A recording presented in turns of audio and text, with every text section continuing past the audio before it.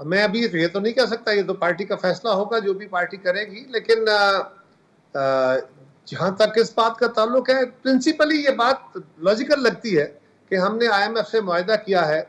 और आईएमएफ से होने वाला मुआहदा वो कई सारी शराइत रख सकता है, उसकी हो सकती है, लेकिन ये जो कुछ भी होना चाहिए था ये पहले कमेटी लेवल पे सबको एतमाद में लेकर इस पर डिस्कशन होनी चाहिए थी।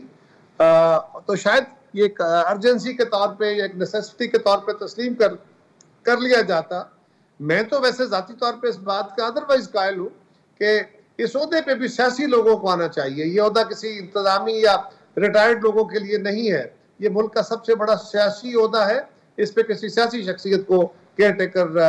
बैठना चाहिए बन के। लेकिन डार साहब के बारे में जो गुफ्तगू, बाकी चीज़ों के बारे में जो गुफ्तगू और जो इख्तियारात बढ़ाने की गुफ्तगू है, इसके बारे में ख़ास तौर पे इख्तियारात के हवाले से अगर इसमें जमातों को एतमाद में ले लिया जाता तो ज़्यादा मौजू होता।